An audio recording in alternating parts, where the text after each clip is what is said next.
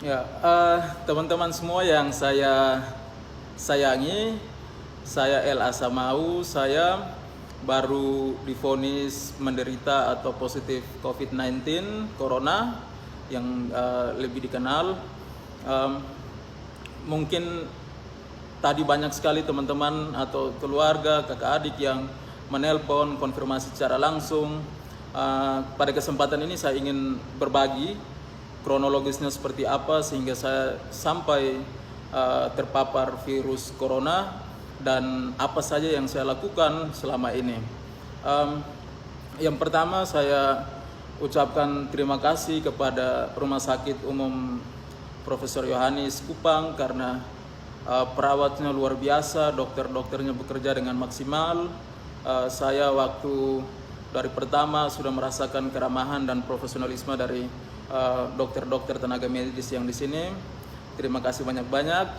Dan saya sebenarnya kondisi sekarang ini sangat stabil karena gejala-gejala yang muncul pada penderita atau suspek itu seperti kita ketahui mereka mungkin merasakan demam dan lain-lain, tetapi saya puji Tuhan dalam kondisi yang prima.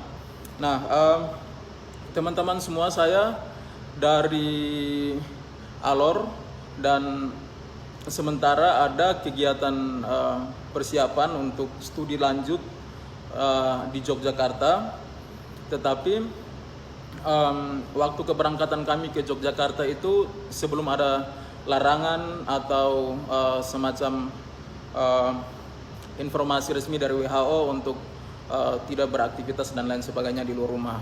Sehingga waktu itu bulan lalu tepatnya tanggal 1 Maret atau tanggal 1 Maret saya sudah ada di Yogyakarta dan kelas pertemuan berjalan sebagaimana mestinya.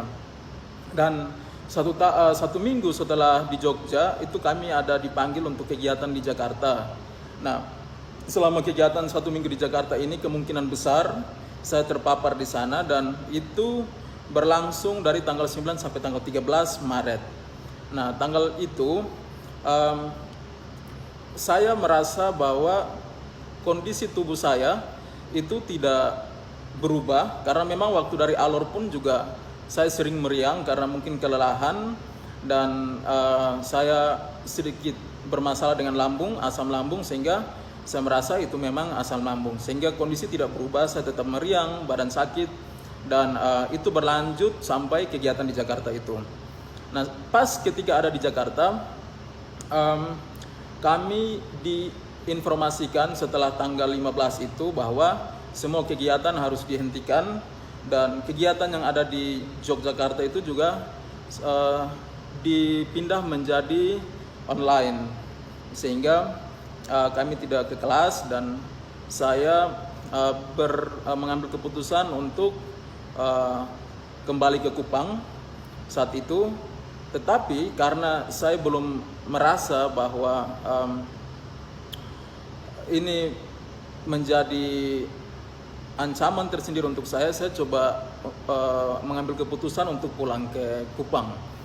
Kenapa? Karena ya riwayat sakit saya tadi bahwa memang saya harus mendapat penanganan. Kalau kembali ke Kupang, istri bisa atau mertua bisa siapkan makan, minum dan pengobatan di rumah, sehingga saya mungkin bisa lebih cepat pulih untuk ketika saya ada di Kupang. Dan saya tanggal 18 Maret sebelum ke Kupang itu saya singgah di Bali. Di Bali karena ada bertemu saudara, sudah lama sekali tidak ketemu. Mereka menjadi kakak saya yang saya harus ketemu saat itu. Dan waktu itu belum ada tanda-tanda sama sekali bahwa saya terpapar. Itu tanggal 18.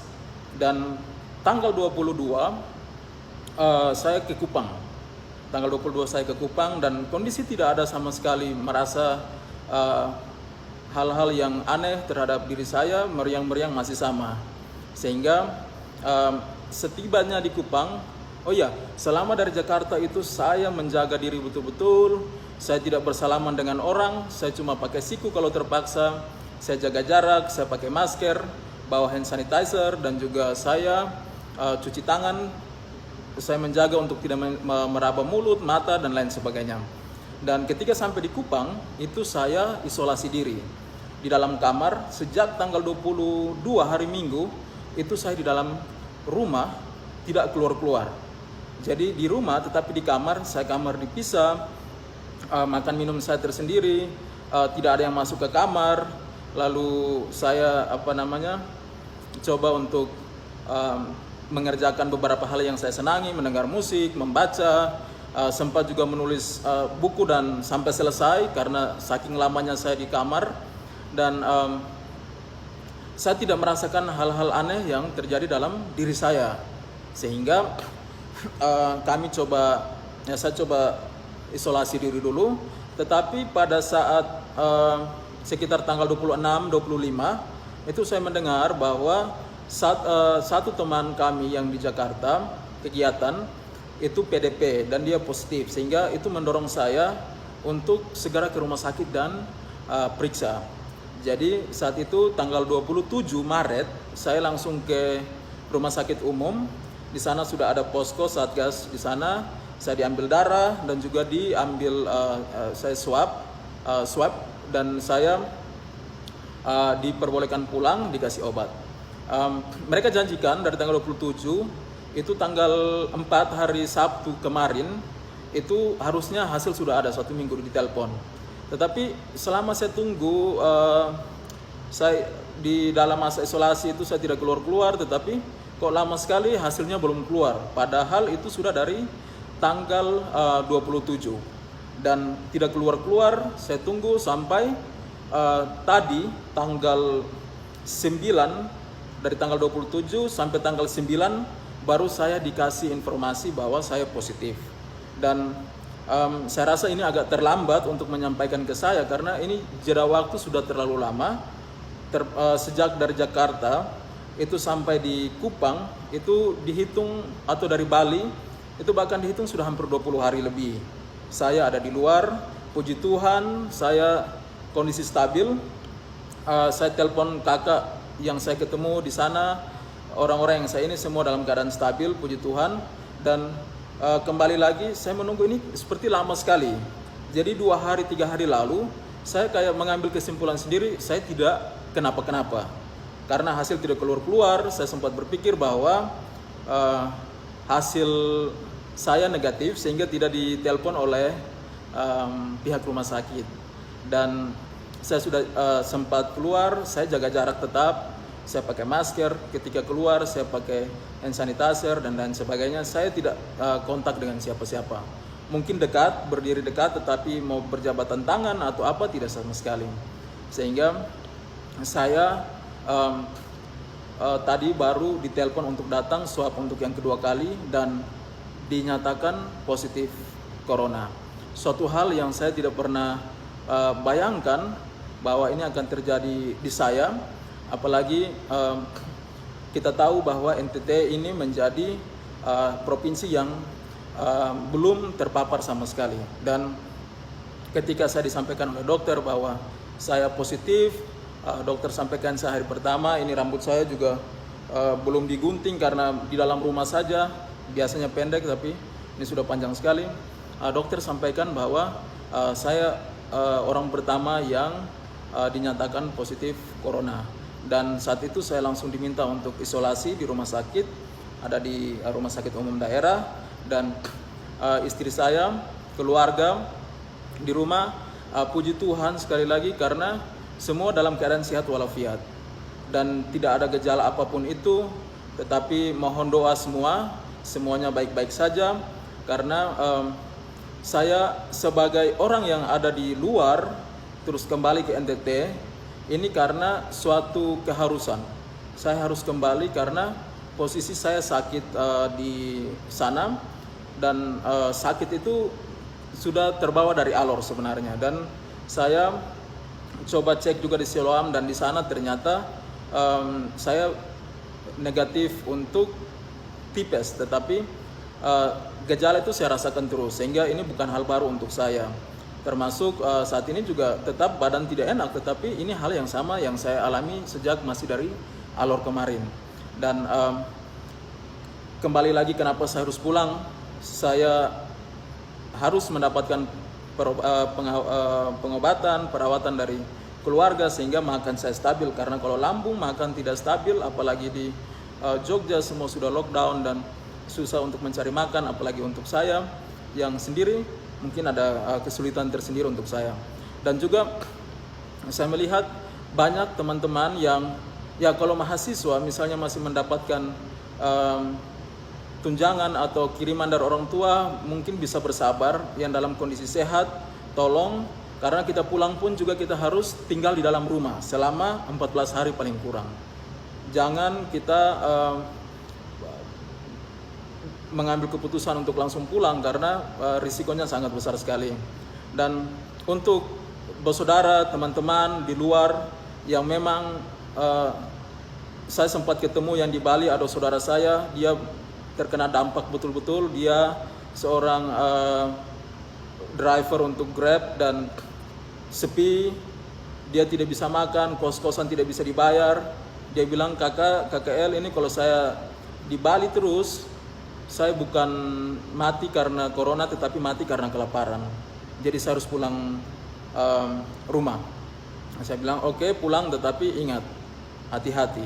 Karena kita tidak mau seperti apa lagi kita buat. Untuk itu teman-teman yang lain, mungkin pada kesempatan ini saya sampaikan, orang yang mau pulang itu memang ada berbagai banyak alasan. Bukan karena mereka ingin mau pulang secepatnya, karena ada liburan, ambil kesempatan, tidak. Karena ada beberapa faktor personal yang mungkin tidak diketahui oleh semua orang. Sehingga tolong dimaklumi, tetapi saya ingin berpesan supaya mereka itu juga tetap harus hati-hati. Jujur sampaikan ke medis, ketika sampai langsung lapor dengan kesadaran penuh untuk isolasi diri, menjaga keamanan lingkungan tempat tinggal sendiri dengan baik sehingga tidak membahayakan orang lain. Kalau bisa tinggal di luar, tetap bertahan, please bertahan dulu. Dan pada kesempatan ini juga saya ingin menyampaikan bahwa untuk teman-teman yang sempat bersentuhan atau berinteraksi dengan saya tahu bahwa teman-teman pasti kaget semuanya. Saya juga kaget sekali tadi, tetapi saya coba berpikir kenapa sudah hampir 20 hari saya masih dalam keadaan stabil, karena aktivitas selama 20 hari ini saya bawa dengan hal-hal yang positif. Segala hal tentang stres dan lain-lain saya coba buang, saya mendengar musik dan saya membaca, saya menulis, saya coba ikut kegiatan-kegiatan untuk penggalangan dana untuk COVID dan lain sebagainya. Dan saya rasa ini sangat membantu sekali. Sehingga untuk kita mungkin tidak harus takut, waspada, wajib.